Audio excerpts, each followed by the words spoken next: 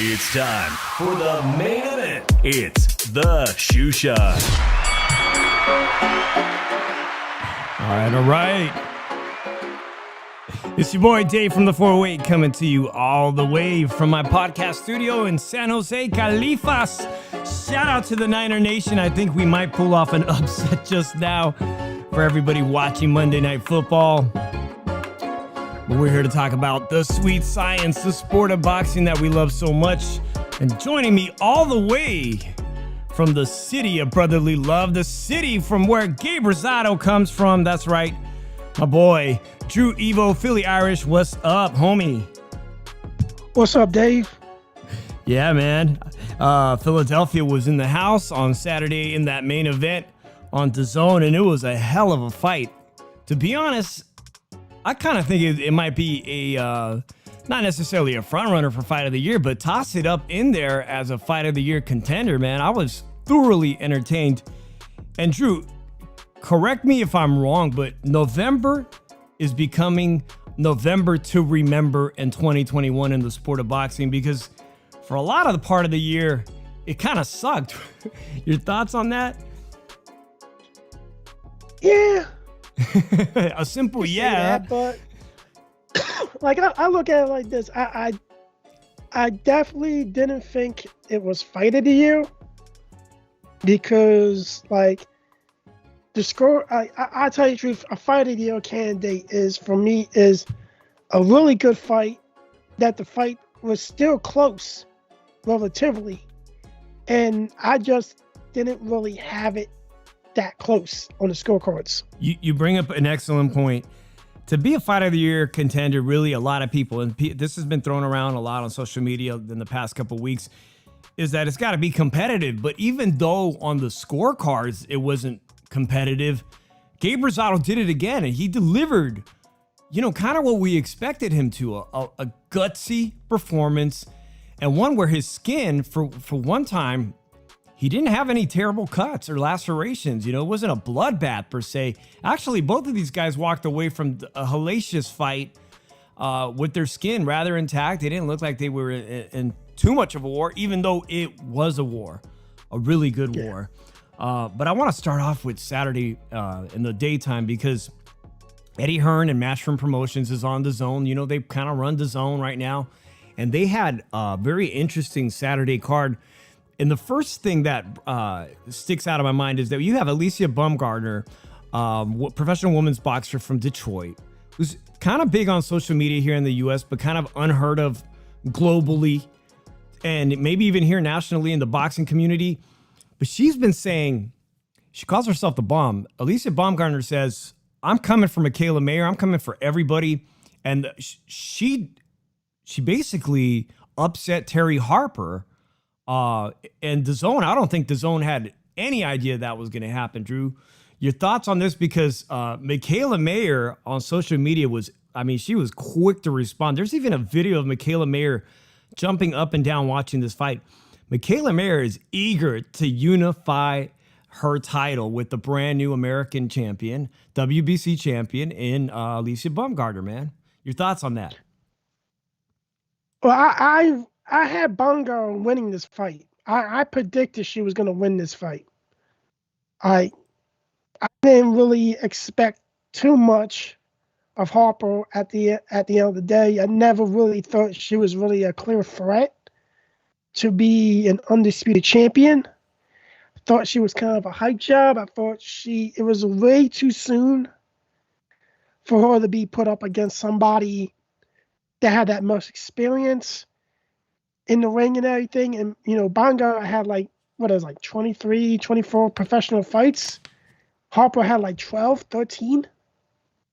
Yeah. So, she became a champion. She won the WBC and a non-sanctioning belt, the IBO belt, early on in her career. So they figured she was ready for the big time, trying to get her up to eventually get her ready for Mikaela Mayer unification. Unification. Let me give a quick shout out to everyone in the room. Hold that thought, Drew. And I also want to play that clip real quick. And hopefully DAZN's not going to give me a copyright strike because everyone's getting copyright strikes lately. Let me just play that clip because your mic won't be heard for a quick sec here. But the fight was stopped, I think, intelligently by the referee. There she's just stunned right there. And the referee stops the fight. And let me stop with that.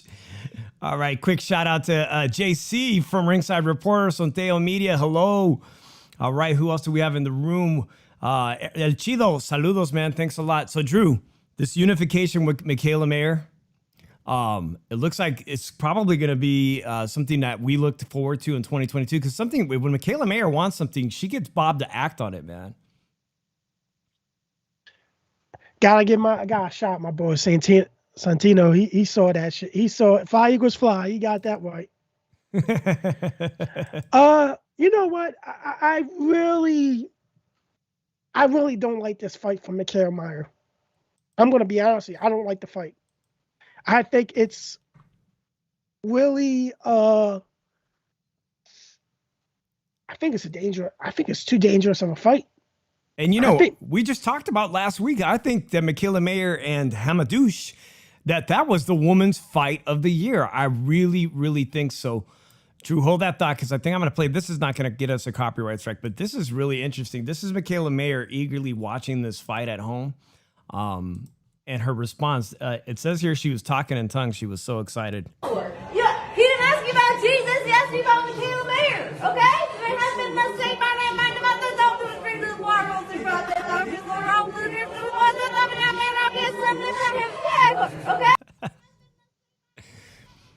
All right, Drew, your guess is as good as mine of what Mikaela Mayer was saying watching Alicia Bumgarner with that KO. But a dangerous fight. It really, women's boxing is really taking off in 2021. I'm looking forward to it, man. And in fact, I wouldn't be surprised if we run into Mikaela Mayer this Saturday at the Top Rank event with PBC, man. I'm very excited about that Crawford fight. Let's move on, man, because another stunner, like again, I'm saying Matchroom really, really blew it, right? They really fucked up. All right, Kiko Martinez, a record of 43-10.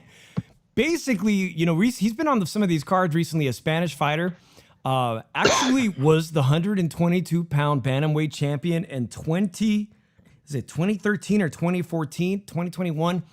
8-9 years later, 10 losses.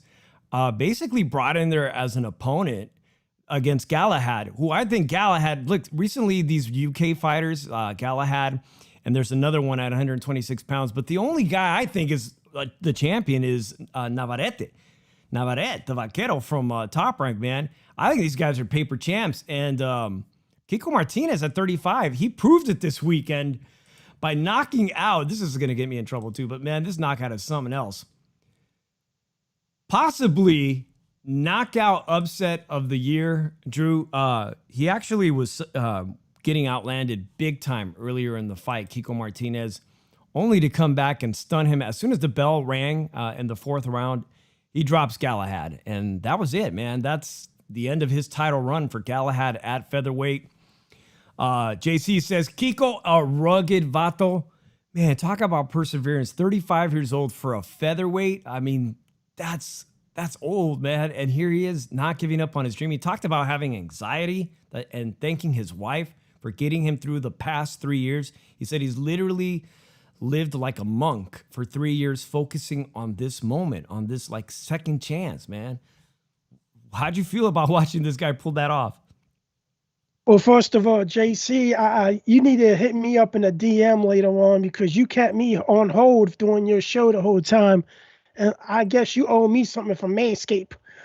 But Manscaped. Shout out to Manscaped. We need a sponsor like that, man. Yes, but yeah, we're talking about Kiko Martinez. But you know what? These UK fighters that are like, really, they kept like mostly all their fights in the UK. They've been bringing them like poor competition and everything. I don't know how to explain it, but this has really been a bad day for Matchroom. So, I really think that I wasn't too high on Gallagher anyway. Never as high on him. I thought that if he ever was to step up and fight a Neverett, I thought Neverett would have stopped him and everything, but I don't know. It just was a horrible day for Matchroom. I think Matchroom misbooked the thing, completely misbooked it, and Eddie Hearn needs to go sign that. God, I can't even pronounce her name. If he were smart, he would sign that girl. Oh, Alicia Bumgarner, right? Because a lot of people forget that just because you're on that card doesn't mean you're represented by Eddie Hearn. I mean, they brought them in here essentially as opponents, and here they're walking away as new champions of won the WBC, and now he's got the featherweight title.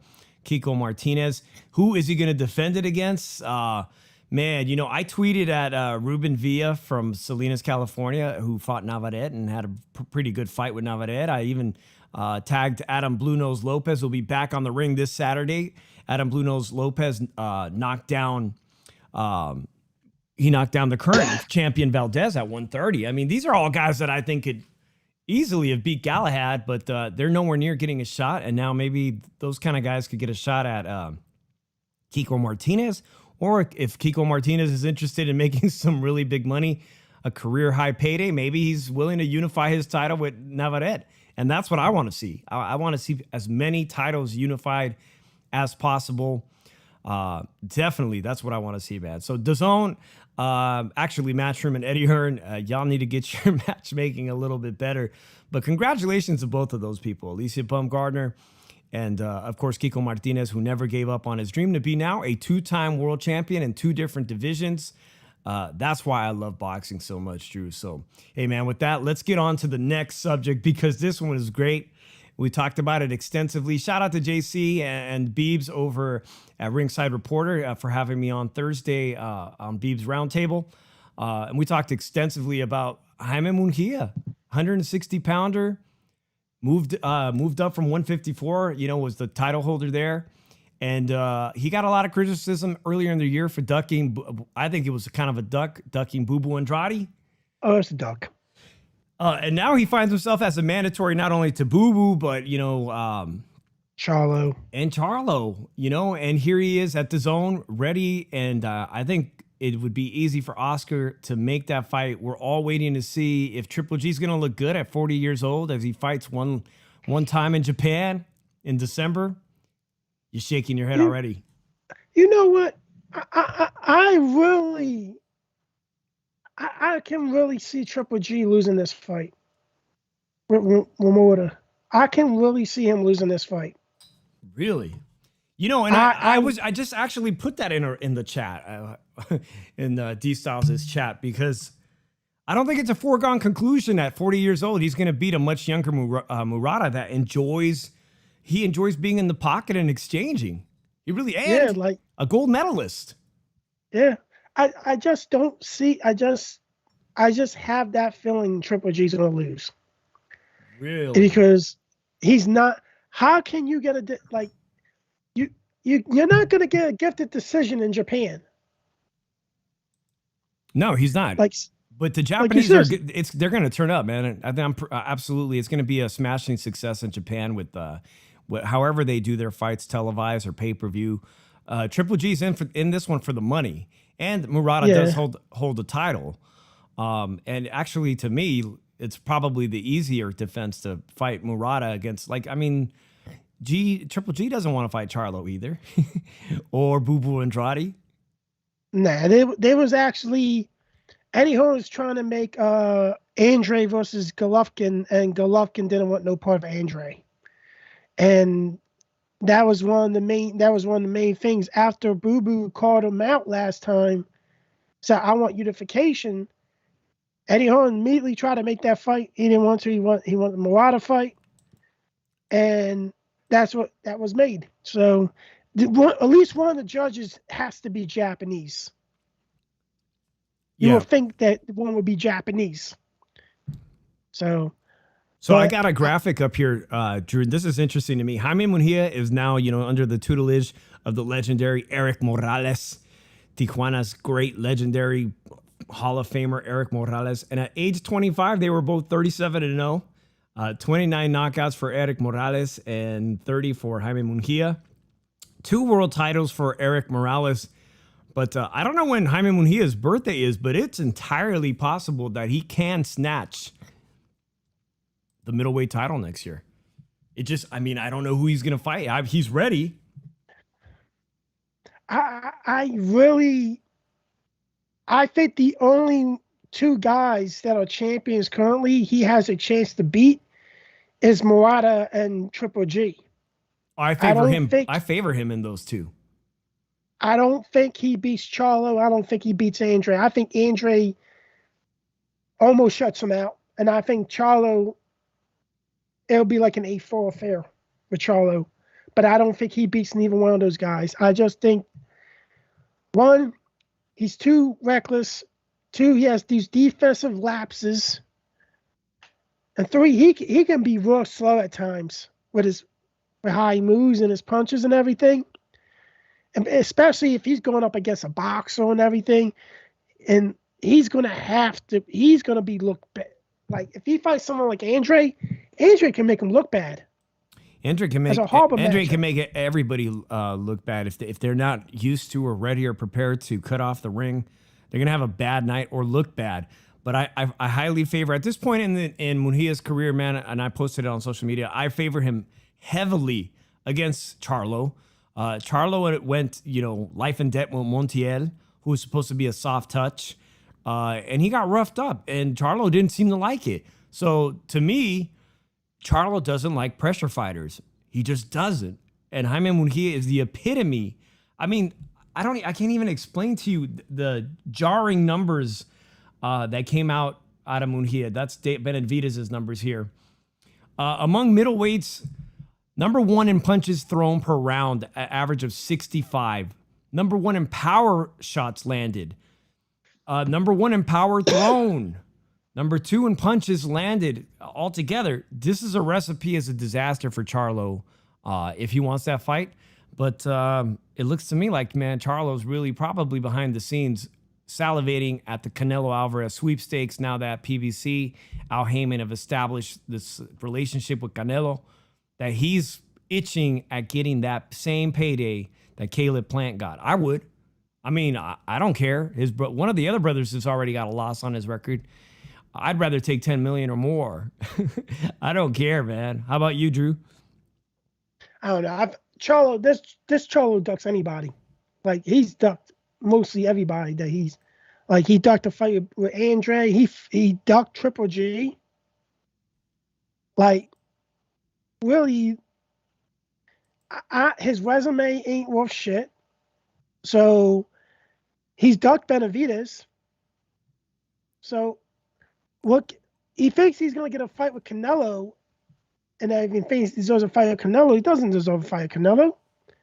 Like, if he really wants to solidify himself, he should try to unify. And what's more happen? You can make fights with Andre, which, if you're not taking a fight with Andre, you're presuming that you don't think you can beat Demetrius Andre. And you didn't want to fight Triple G because, like you say, you don't like a pressure fighter.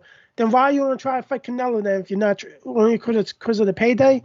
Because you're gonna eventually have maybe like 2 good rounds, and then you're going to eventually get pressured and you're going to get stopped.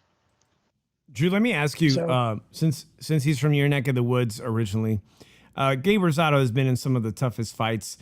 He's taken them all. He's been in there with Triple G, Danny Jacobs.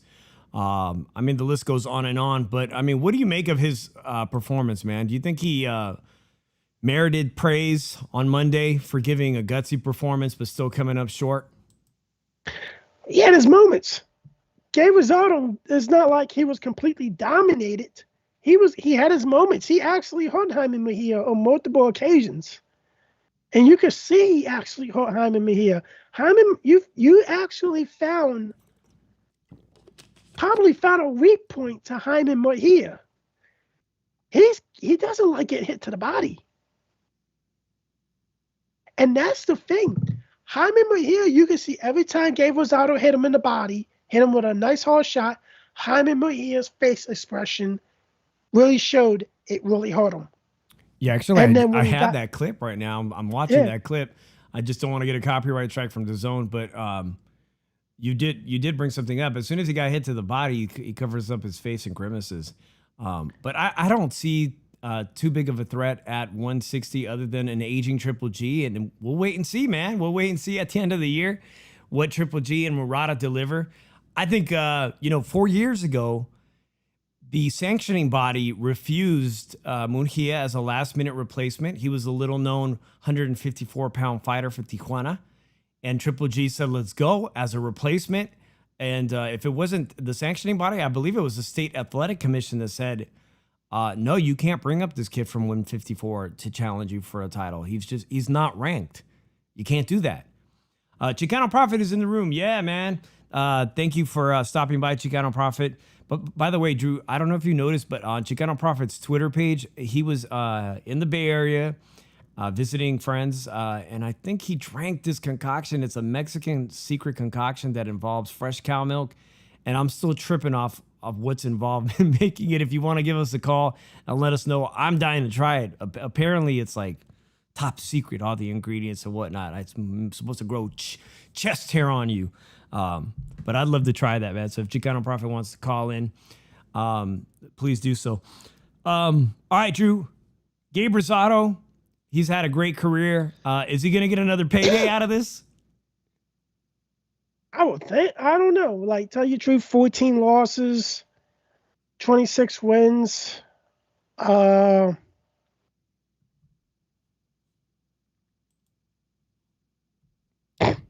ahead.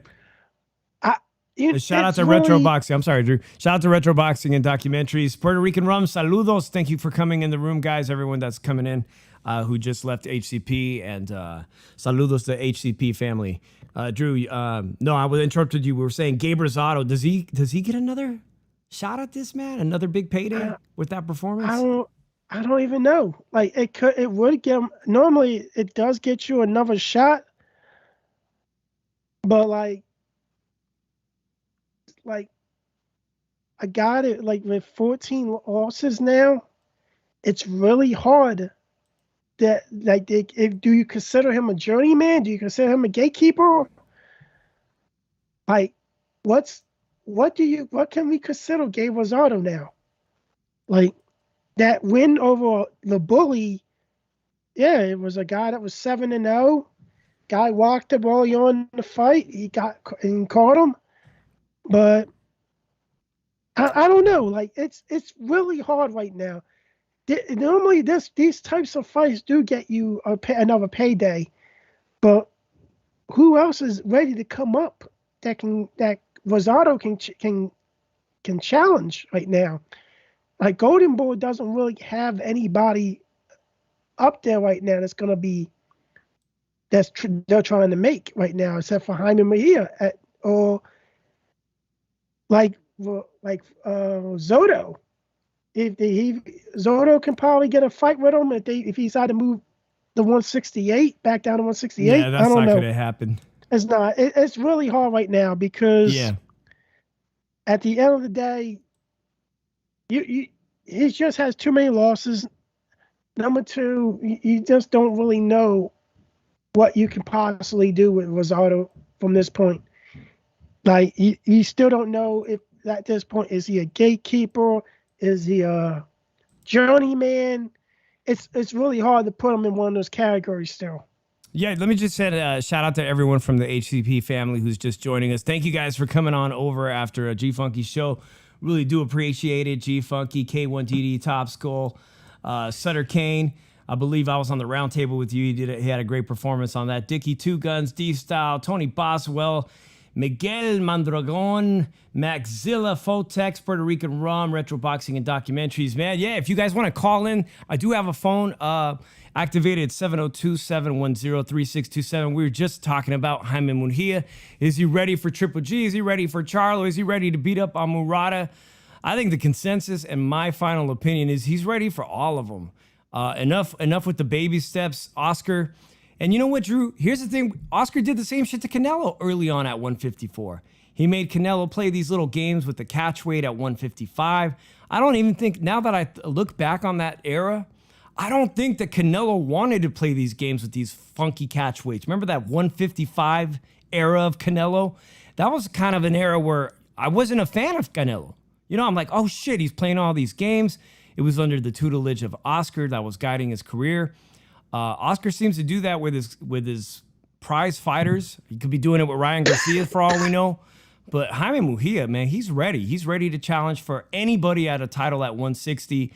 And hopefully, looking at that graphic with Eric Morales having had a title, 2 titles already at the age of 25, I think Jaime Munguia should get moving on that as quick as possible and make it happen at the DAZN. The easiest one's going to be, like you said, if he dares to be great, Boo Boo Andrade, or the winner of the Triple G Murata fight, which I think, should anything happen with Canelo for Cinco de Mayo that he can't fight, that is the fight to make. It's going to be Jaime Munguia versus Triple G, presuming he gets passed by Murata.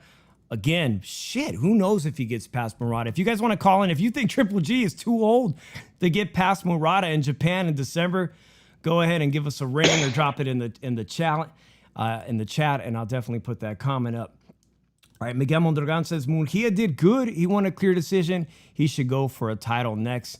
I do agree with that wholly. And Alexis L is also in the room. Hola, gracias for coming by. Well, go ahead, Drew. You gotta go for a title. Like, seriously, he's been Andre's mandatory for a year and a half. I'm surprised the WBO hasn't ordered it or hasn't removed him as a mandatory since he hasn't taken it yet. No, you make a good point. I saw that article today. I can't reference the writer, but they said if you want Jaime Munguia to fight one of these guys, it's time to mandate the fight, man. Mandate the fight. So anyways, let's get cracking to the next subject because David Benevidez and his brother fought. And he was fighting a replacement fighter because, as you know, the Venezolano Uzcategui got busted for PEDs. And I'm not surprised he got busted for PEDs being the former 168-pound champ, Drew, because when you're up against David Benevidez and everybody seems to be afraid of David Benevidez's power, he felt the need to get on some kind of performance enhancement drugs. Kyron Davis recently fought. He said he's available. He's a part-time firefighter. I didn't expect much, dude. I'm like, I'm going to watch the DAZN card and DVR the David Benevidez fight, man. You're shaking your head. I didn't expect much from that fight, but Kyron Davis gave a gutsy performance for a replacement fighter. Benevidez said that Uzcategui deserves a lengthy suspension. Like 6 months ain't going to be, do it. He also said Canelo deserved Canelo gets away with everything, and he deserved a bigger suspension for having his issues. But what I have to say, what I got rebuttal about that, you got busted for cocaine and you only got a 4-month suspension, and you should have got at least a year suspension. For what you did. Cocaine is like illegal. Yeah, and I will bring that up, man. Canelo just unified. He's undisputed now. He snatched all these titles. And people are saying, did he clean out the division? No, he cleaned out the division technically, but it's only on the technicality that David Benevidez lost his title, his WBC strap twice, once for cocaine and once on the scale. Let's take this quick call real quick and see who's calling at 915. We'll take this quick call. 915, you're on the Shoe Shine. What's going on? 915 on deck. This is the one, the only Dragon Style, a.k.a. D-Style. What's going on, guys? Hey, D-Style, thanks for calling, man. What's on your mind? Right now we were just talking about this David Benevidez fight with Kyron Davis.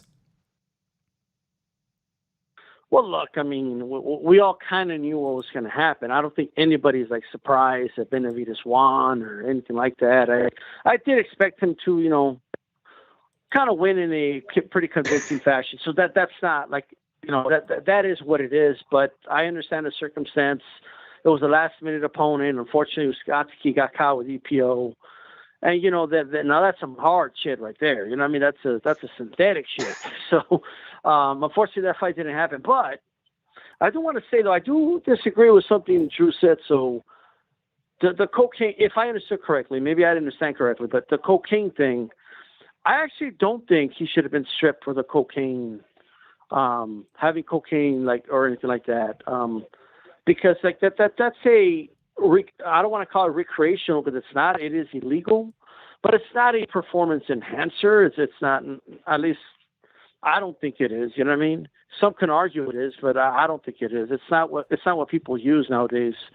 And I don't think it has anything to do with what's happening in the sport. Look, at one time, marijuana was illegal, and when Nick Diaz got caught with it and wasn't allowed to fight for a long time, I thought that was a travesty. You know. Yeah. So I think he served the suspension. It is what it is. I don't think he should have gotten stripped, though. I think fighters should get stripped for what happened the second time. He didn't make weight. He got stripped. Okay, you use a performance enhancer, you get stripped. You know, you use an illegal substance that helps you either make weight or whatever it is. But cocaine or any drug, I don't care if it's heroin. I don't care that we're sniffing the spray can bottles, okay, that you buy at Walmart. Whatever it is, it doesn't concern me. It shouldn't concern us as fans. This is my opinion. And I don't think he should have lost his first belt. Well, the one about cocaine is really interesting because the tides have changed. I know recently we've seen Oscar Valdez not get his title stripped for actually a banned substance, right? But it seems like the WBC just 2 years ago when he came up on that cocaine thing that they felt they needed to make a stand because it was number one, a controlled substance that's illegal as a felony. And they felt this pressure to make a stand against that. But I actually think that the performance enhancing drug ban drug that Oscar Valdez did merited his title being stripped more so. I'm gonna have to agree with you on that cocaine thing because I think, like mental health issues, I think drug abuse issues are something that not just boxers face, but a lot of young athletes, professional athletes with money. I mean, we just saw this Raiders player give up his entire career because of alcoholism and driving a car recklessly, loaded 2 times. You know what I mean? Like, these guys actually need help. Just like the NFL's probably going to enact something with substance abuse, just think about what you're saying. Like,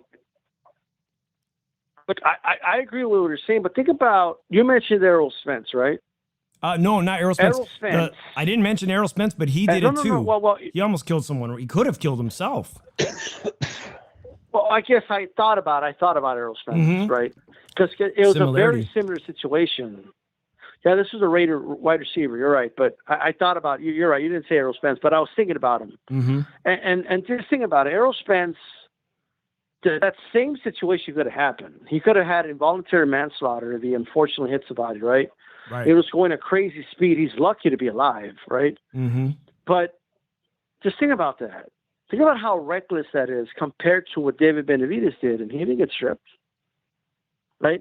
You're right. So like, I get it. Like what Benevidez doing drugs, it's not a good example. If a sanctioning body wants to take a stand that, look, we don't want our athletes taking drugs, okay, but they're not consistent. You know what I mean? Like they pick and choose who they strip, who they don't strip. And you mentioned about this thing. I was very clear. Like, in my opinion, Valdez should have been stripped because they were doing VADA testing, and according to VADA, you cannot take that substance. the debate of how effective it is a different discussion to whether or not he should have been taking it, right? And I agree with you 100% in that case, for sure. But, I mean, I don't know. I think cocaine, it's a hell of a drug, that's for sure, but I don't know if he should have been stripped. It's my opinion. Yes, and he got stripped not once but twice. The second one, the one that's more interesting to me is the scale issue, because there was some bullshit drama going on social media about him coming in at 169. But little did we know, the public know, that he actually was in the contract for a plus 1 pound.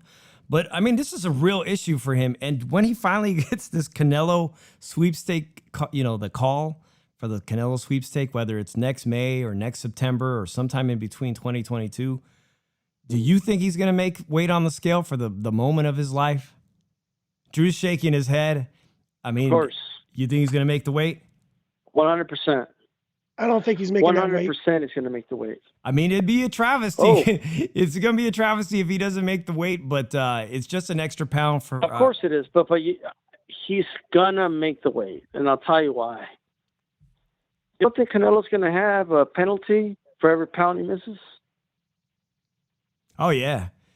If he's going to make $10 million and the penalty's $3 million per pound, you don't think he's going to make weight? Yeah, I forgot about that clause that you can put in there that over the now, pound. Me personally, a lot of people have a problem with the clauses, right? I have a problem with the clause if it's a catch weight and you put a clause for the guy to train himself. But in this case, no one's forcing him to fight at 168. If he can't make 168, he needs to move his ass up. Okay? But I still think he can make the weight. Now, he needs to live in the fucking gym, right? He needs to make sure he doesn't balloon up that much again, right? But for the moment of his life, this dude's going to make 168.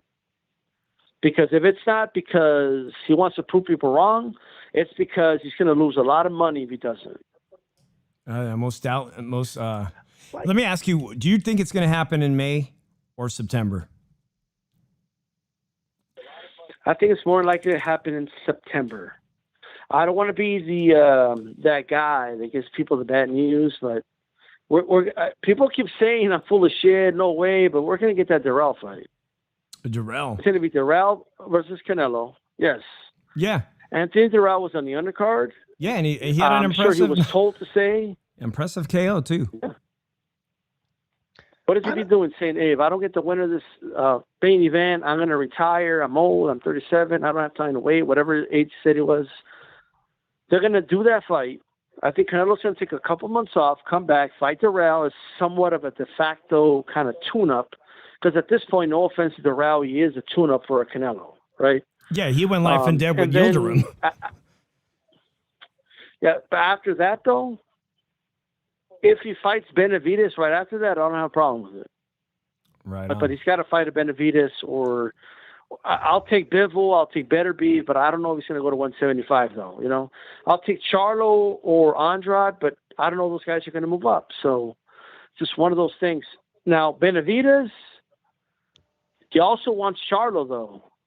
He's saying he wants a piece of Charlo, so that's a fight I would like to see. And I think the winner of that fight, getting Canelo, is it sets the stage perfectly, in my opinion. It does. Let me give Drew a chance to respond. Drew, what's going on? I think you got a better chance seeing Charlo versus Benevidez. I don't think Canelo fights Benevidez on either one of those dates. I really think you have a better chance of seeing Charlo versus Benevidez than that fight, than a Canelo versus Benevidez fight. I really think Canelo goes back to the Matchroom side and looks at opponents and looks at possibly Bivol. Maybe Andre looks at it that, hey, nobody's fighting. He can't get me a fight. He can't get me Charlo. He can't get me Morita. He can't get me Triple G. I'm going to contact the WBO. I'm going to say, hey, I'm planning on moving up. Make me Canelo's mandatory. And that's how Andre's going to force his way into a fight with Canelo. Now it's up to Canelo if he wants to fight, or vacate a belt, or vacate a belt. Vacate that belt. And if he vacates the belt, it's really unfortunate because it really takes away a lot of credibility if he vacates the belt because he doesn't want to fight Andre.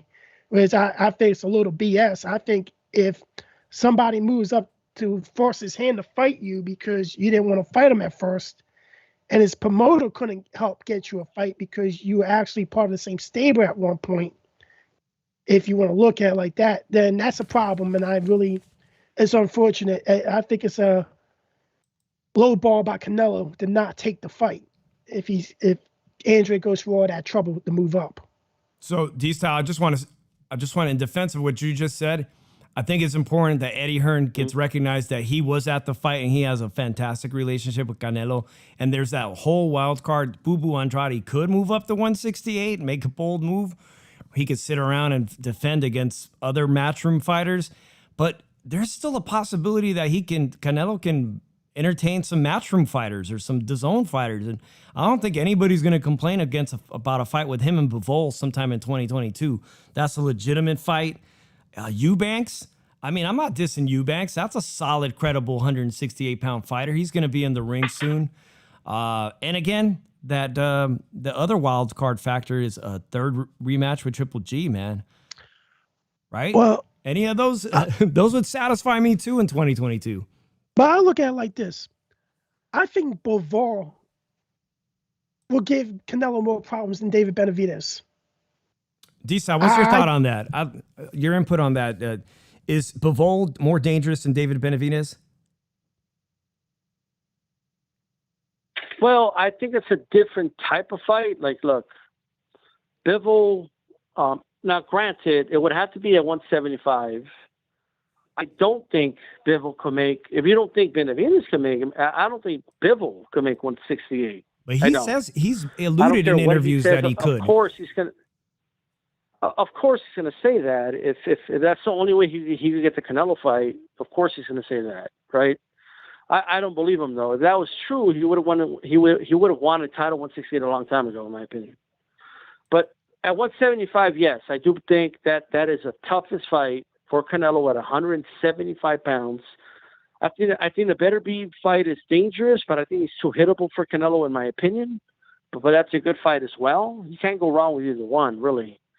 Of the guys at 160, I think Charlo is the bigger danger. I'm just not impressed with Andrade. And if Andrade moves up and he makes himself mandatory and all this other stuff, look, he might do it, but what's he waiting on?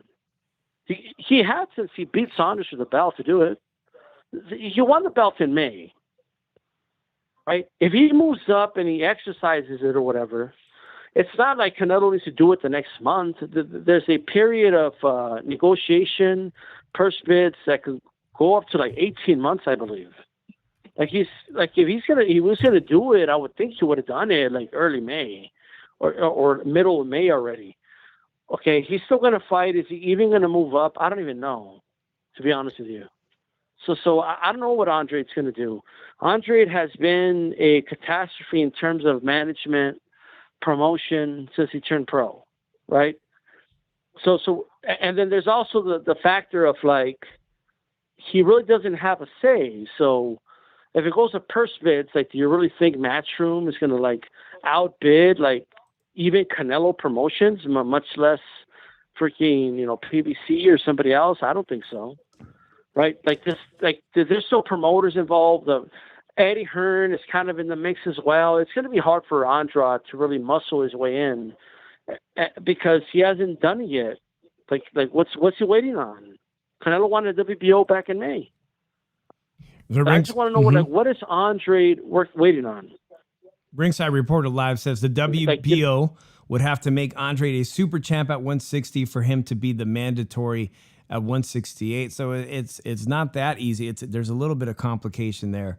But we all know. Did they have a super champion in WBO? Man, that's something else. A WBO has so many complicated rules. But again, it's not a foregone conclusion. The way Canelo speaks, he'd rather give up a title. Let me put it this way, right? Yeah. Do you think the WBO wants to miss out on that cut for every Canelo fight? You think they want to miss out on that?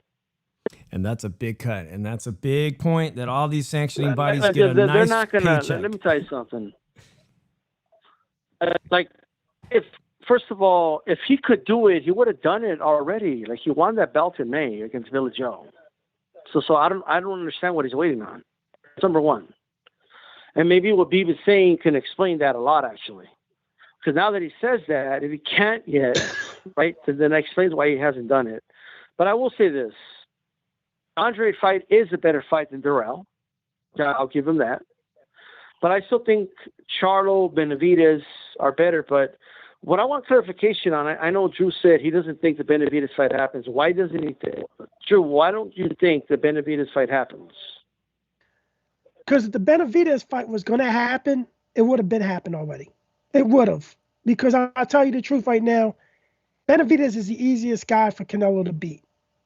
Now, if we're going to look at it like this, there's like people going, oh, he don't want to fight enough Mexican. I think that's bullshit that he doesn't want to fight another Mexican fighter. That's pure bullshit right there. I just don't see how Benevidez is going to fight him. Well, PBC is going to want to make a Charlo versus Benevidez fight. I think there's more of a chance those two fight each other. But I thought there was more of a chance that he would fight Plant before Canelo when Plant was champion. But I still think it's more of a chance that he fights Charlo before he even fights Canelo. We even discuss a possible Canelo fight. Because I really thought if we really was going to see a Benevidez fight with Canelo, we would have saw it already. Because I just really thought that with mismanagement, because David Benevidez's career has been mismanaged. Like with the fights that he's been having and everything, I think if he was any closer to fighting Canelo, he would have fought the likes of Callum Smith, Billy Joe Sanders, some of these other top super middleweights, instead of us seeing him fight guys that are really in the lower rankings or not even ranking the top 10. I did hear you say, though, Drew, that you do think the Charlo fight could supersede, come first before Benevidez, because I think I kind of agree that would be a fantastic Cinco de Mayo fight in itself if Charlo's ready to move up to 168 D-style. If he's ready, I think it's an easy sell for the public. That would do fantastic numbers. Well, the only thing I'll say is this. So Benevidez is the same age as Edgar Berlanga. Okay? but so far apart. Yeah, they're the same age, but in experience. The point I'm trying to make is, right? Yeah. But this is the point I'm trying to make. He's a lot younger than Andrade. He's a lot younger than Plan. He's a lot younger than a lot of these guys. I think his career has been managed just fine. I don't think it's his management. I think it was his unfortunate poor choices, right? Cocaine and then not making the weight. I think, it is what it is, right? We got to call it for what it is. He didn't make weight. But I do think they put him in position now to be like in a spot to fight Canelo. Like it makes all the sense in the world. Canelo said he felt PBC and Al Heyman treated him great. He wants to keep working with them, right? And if he does keep working with Al Heyman, not to say he's not going to work with Eddie Hearn anymore, but if he does keep working with Al Heyman, that Benevidez fight is definitely on the table. And I don't think there was ever a time where Canelo could have fought Benevidez, because if you look at the timeline, he was on the Zone. He had an exclusive contract with the Zone. He was on litigation, and he had to take him to court. He beat the Zone and Golden Boy in court December of last year. It's hard to believe, but it hasn't even been a year, right? Mm-hmm. And then he did the Callum Smith fight.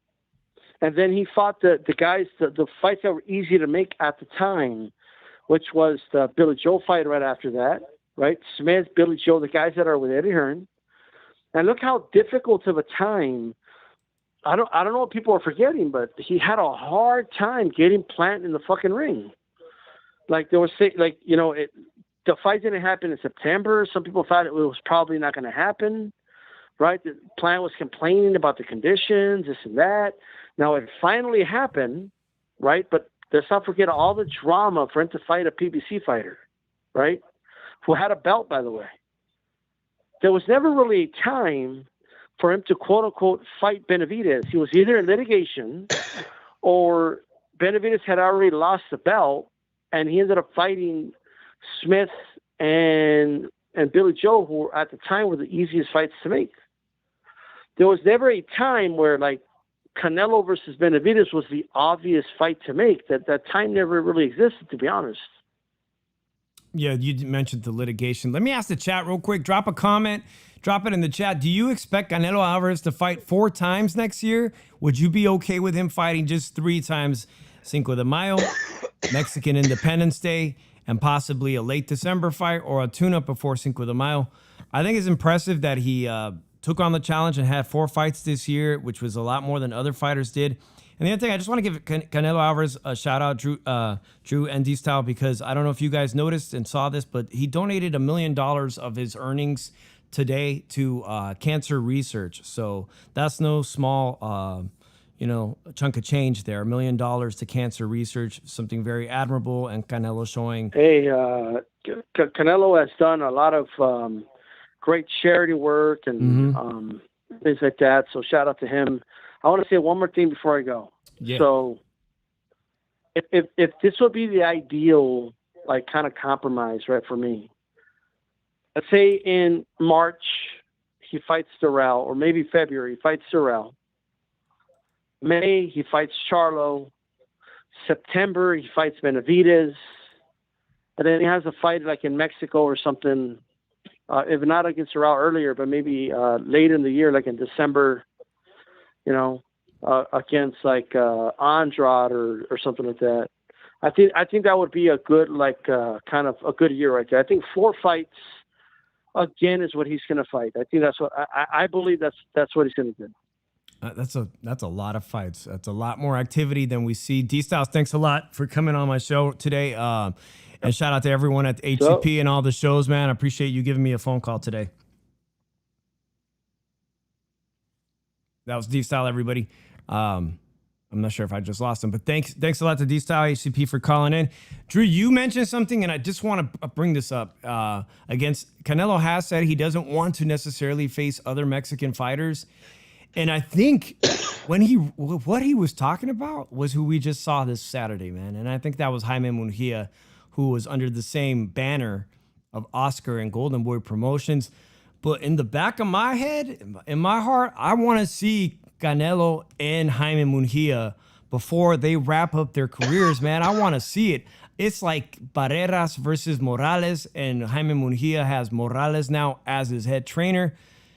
And don't say it's not possible out there, folks, because Jaime's 25. He's going to be at one. He's huge. I don't know if you saw what he looked like when he was on the scale. The day before the scale, he posted pictures. He gets emaciated to make 160. He's a big kid. He's going to be 168 pounds in a matter of probably 24 months. He's going to be a super middleweight. Well, will Canelo be a light heavyweight in 2 years? I mean, the pressure could mount from the people, man. I want to know. Let me know. Do you guys think Canelo should be fighting someone like Jaime Munguia down the line? I know he said he doesn't want to fight Mexican fighters. And let me see. Miguel Mondragon also said Zurdo is another possible option. A lot of people, and I think, Drew, you're one of them, think that Zurdo will put up a hell of a fight. He's been really inactive. He's not fighting the opposition I want to see him fight, but, I mean, on paper, it looks like a great fight. I don't even think Canelo's going to fight Trice. I think he's going to fight both Mexican holidays. That's it. That's it next year? Yeah, I don't even think he's going to fight those 2 dates. I think he fights maybe a Durrell, maybe a mandatory. I think he takes a mandatory on one of those dates, and I think he fights. I'm going to be honest. I would not be surprised if we see a Triple G trilogy, and I don't want to see it, and a lot of people don't want to see it. It's too late for that. Should have happened maybe a year ago.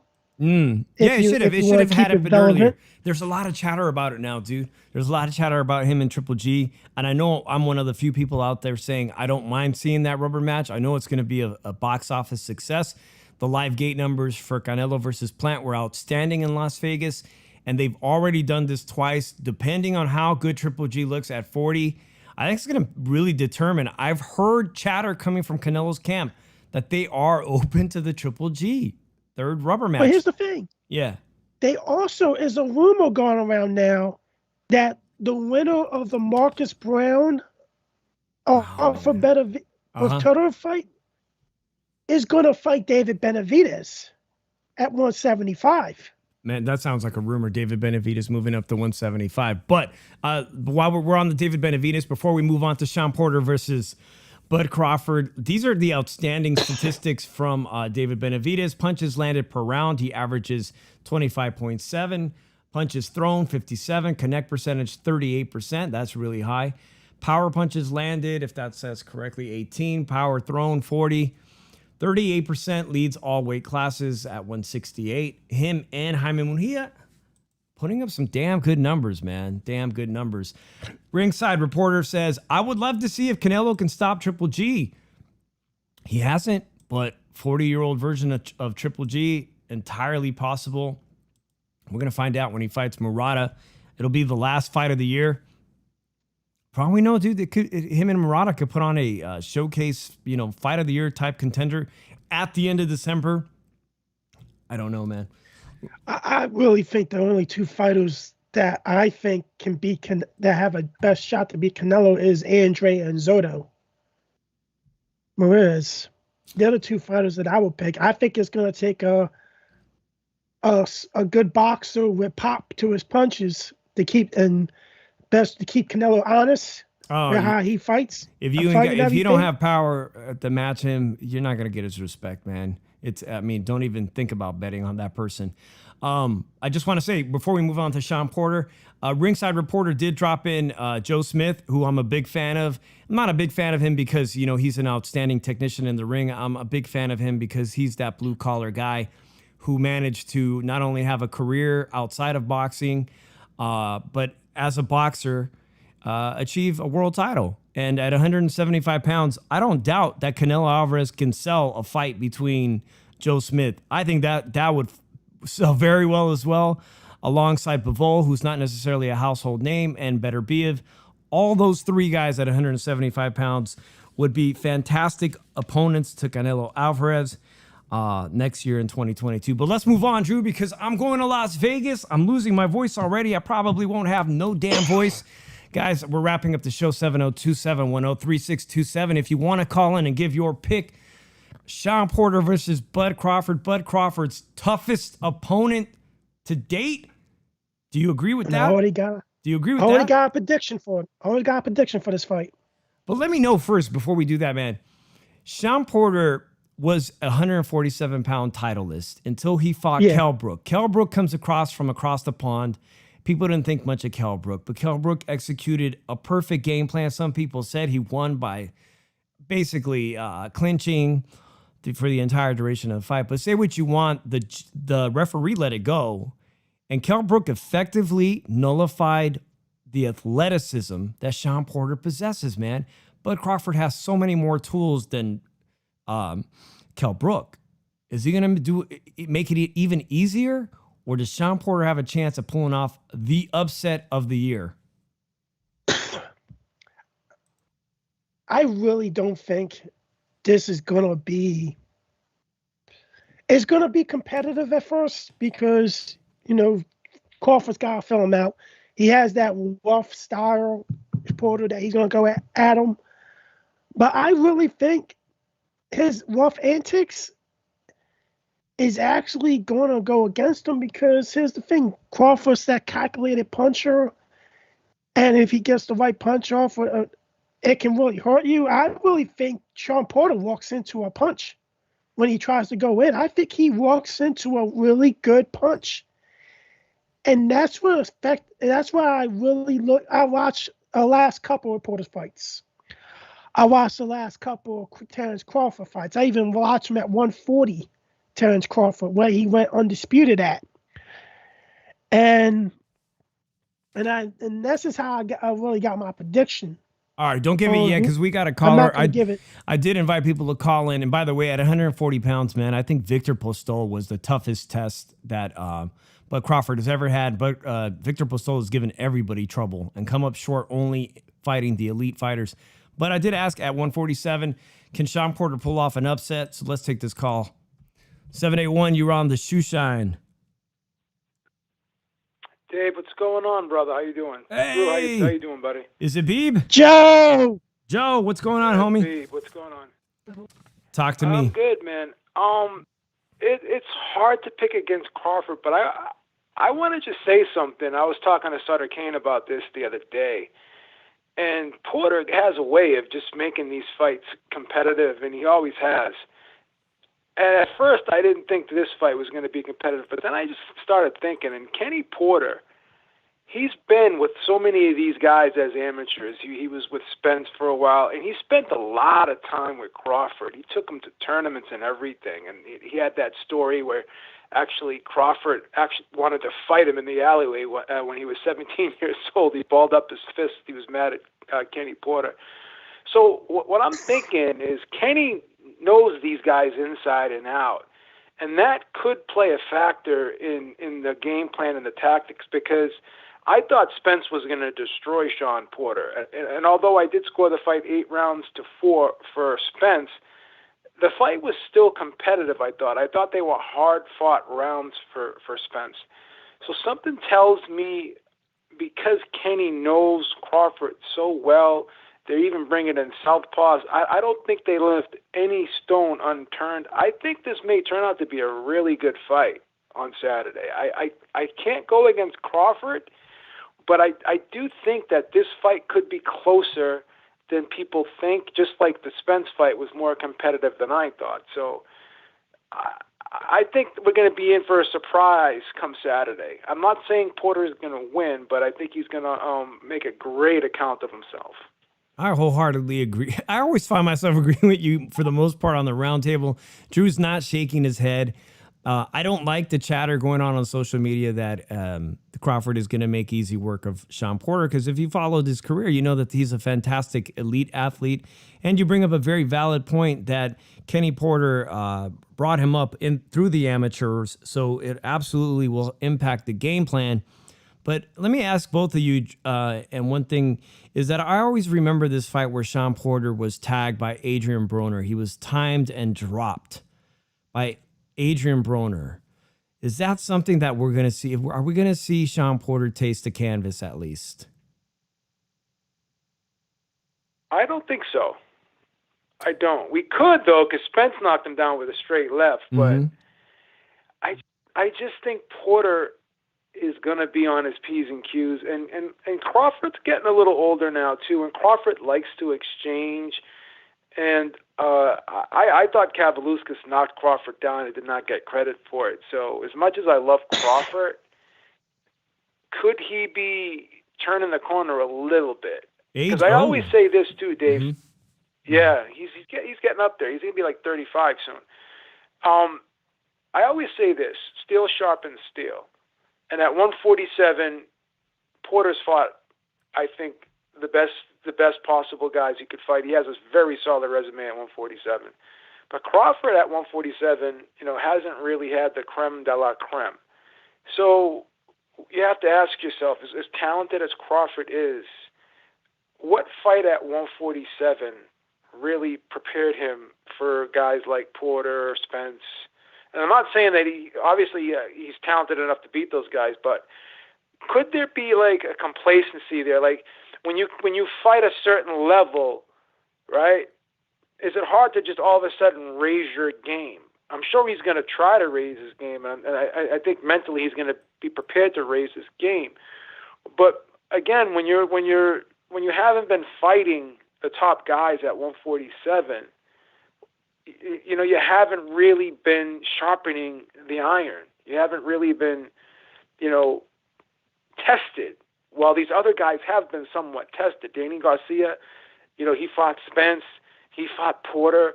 Porter fought Danny Garcia. He fought Keith Thurman. He fought Spence. Fought Ugas. And I agree with you. Postol is a very underrated fighter, and that was a great win for Crawford. I thought that was going to be a real tough fight for Crawford, and the way he won that was extremely impressive. We saw Postol give Josh Taylor and Jose Ramirez fits, right? So we know how good of a fighter he is. But you have to understand. I'm sure you understand. But obviously that fight was at 140. At 147, it was kind of impressive how he beat Jeff Horn, because he beat Jeff Horn at his own game. He out-muscled Jeff Horn, and he didn't allow Jeff Horn to bully him. So I kind of liked how he looked in that fight. But after that, we just really haven't seen any top guys at 147. So that's the only issue too that I have is, hasn't been tested at 147, and he's going to have to raise his game for this fight, where these guys, like I said, have been sharpening their skills, and they have been tested, and I think that could help them, and I think maybe his lack of opposition at 147 may not have helped him at all, so that's something to look at as well. Absolutely. And it's swaying me. I mean, I kind of think while I'm going to be in Las Vegas, it wouldn't hurt to look at the odds on Friday because it could pay off. He's a 4-1 dog, Porter. Yeah, he's a 4-1 dog. 4-1 at the moment. Throw 50 on him. Yeah, you throw 50 on him for the hell of it. Why not? But there could be some movement come Friday. Yeah, it could be some movement. And what do you like on that card? Because there's a ton of stuff being added at the last minute. I heard the card's not the greatest. I heard it's not the greatest. Give me the rundown on that card, because I haven't looked at the undercard too closely yet. I don't have the official names. I know that there's a Falcao, who's with Robert Garcia. That's like okay. But 2 fights that I really like are actually Isaac Dogbo, a former 126-pound featherweight, against Diaz, who I think gave a fantastic account of himself when he fought Navarrete recently, and won a former world title challenger and won a former featherweight challenger. And Adam Lopez was added recently to the card as well, another featherweight contender who was, 2 years ago in November in Las Vegas, dropped Oscar Valdez as a last-minute replacement. So those are two really good last-minute additions that are actually making me think about going to the, in Las Vegas, we talked about it being one of those crowds where you show up just for the main event. I might actually show up for these undercard fights on time. That being said, Drew, are you ready to give a prediction? Do you need to get off the phone, Joe? You want to give your prediction right now, Drew? Yeah, I'm going to give it. Let's hear it. Go ahead, Drew. I really think Porter's going to taste the canvas. I think he's going to walk in to a nice punch, and it's going to knock Shawn Porter out in the 10th round. I'm going Terrence Crawford 10th round KO. Interesting. Well, I agree with him on that I think there's going to be a potential knockdown. But I also won't be surprised if Shawn Porter makes Bud Crawford touch the canvas as well, too, especially knowing that the Mean Machine, he did it, too. I think he didn't get credit for it, but I think it's entirely possible. I've got Bud Crawford outsmarting him and making the necessary adjustments and with the decision win on Saturday. And I hope it's going to be, I'm convinced it's going to be a hell of a fight. Actually, if it wasn't going to be a hell of a fight, and I've never seen Bud Crawford fight in person, and I wasn't convinced that Bud Crawford is a future Hall of Famer, I would not have spent the money to go to Las Vegas this weekend. So, what seats do you have, Dave? You're gonna be pretty close, or where are you gonna be at? I'm actually pretty darn close, and I'll say this: I originally had booked to see the Canelo fight, and then I talked it over with my wife. I'm like, oh, are we really gonna spend money on a mismatch like Canelo Plant? Like, we know it's a mismatch. Yeah. We've already seen Canelo fight a bunch of times, and every single time I thought it would be competitive other than Triple G, is a mismatch. So this one, I'm like, what? Yeah. Nobody's buying I think it's sold out now, but seriously, Bud Crawford versus Shawn Porter, when I saw just what a great package it was, I'm like, I'm switching that vacation. I'm going to go see that. I want to see what the over-under is, and I want to see what the decision prop for Crawford is. So I think Crawford's going to win a decision, but I think it's going to be like an 8-4 type decision for Crawford. Yeah, I like that. I think Porter may win a couple rounds. I definitely think Porter would win at least 3 or 4, but if he gets dropped coming in, of course, that'll take away from that final scorecard. But hey, thanks so much for calling, Joe. Are you guys going to do the roundtable this week? Thank you, guys. The roundtable, and of course, Ringside Reporter Live on Sundays around 3 o'clock Pacific, right? Yes, sir. Thanks a lot, B. Talk to you soon, man. All right, Thank guys. you. Take care. Have a good one. Thank you. All right, bye. All right, Drew, it's been a hell of a show. I appreciate everyone who's new, everyone who's been here before. Don't forget, this is really important. If you haven't already subscribed, and actually hit the notification, because I'm going to be in Las Vegas and I'm going to try to go live from the venue either before or after and see who I run into, of course. I'm going to bring my fancy camera stuff and microphones and hopefully get some interviews with fighters immediately after the fight and get some responses. And if not, they'll definitely be posted and edited to my channel really soon after. So make sure you subscribe to the Shoe Shine and hit the notifications, man. Drew, a couple of last minute things. I know it was a long show. In the gossip column, I got a really good friend. You know who it is. He's on the Howard Stern show, and was in Las Vegas this weekend and hanging out with a former professional baseball player who has dabbled in combat sports. He recently fought and got knocked out. And it seems like this former professional baseball player who lives in Las Vegas is going to be fighting in another celebrity boxing match and has invited my friend to be part of the ring walk entourage. So I'll be bringing you more information. If you could put all that together, which former baseball player has competed in boxing and recently got knocked out, you could put that two together and find out. I already know. Yeah, who that's going to be. That's pretty exciting. And here's another thing. Drew, you know that you and I did that thing with Jayleon Love during the Tyson Fury fight. We did a show with Jayleon Love and Keyshawn Davis. Shout out to them. And of course, Showtime Sports is bringing hardcore boxing pugilists are disgusted by Jake Paul. But Showtime is going to show that. So we're trying to get Jayleon Love on our show, who it's very likely we're going to be talking to him. There's something going around the internet. It's an allegation by a former MMA fighter that has a beef with Jake Paul. And it seems really credible that Jake Paul had in the contract against that MMA fighter. What's his name? Do you help me out there? I forget his name. Tyrone Woodley. Man. Tyrone Woodley. Yeah. Okay. He's alleging that Tyrone Woodley signed off on a no knockout clause and that Showtime Sports knew all about this. That's a seriously, that's, if there's any proof to that, man, I mean, that's great. Like Showtime participating in a licensed match. It's insane, right? A no knockout clause. Anyways, Drew had to step away, guys. I'm probably gonna. Oh, you're back. A no knockout clause. Yeah, that's BS. LOL. It's just a rumor. It's from an enemy of Jake Paul. If there's any truth to that, I don't know, man. I have no clue if there's any valid points of that. But man, I'm Dave from the 408, guys. Thank you so much. If you haven't already subscribed, again, thank you. Thanks to G Funky and D Styles and everyone at HCP. Beep for calling in. And we're here next Monday. We're going to be here where we're going to be talking about all the aftermath from the Bud Crawford fight versus, Shawn Porter, a hell of an athlete who always comes prepared to fight. And I appreciate everyone for stopping by the Shoe Shine, and we'll see you next week. Peace.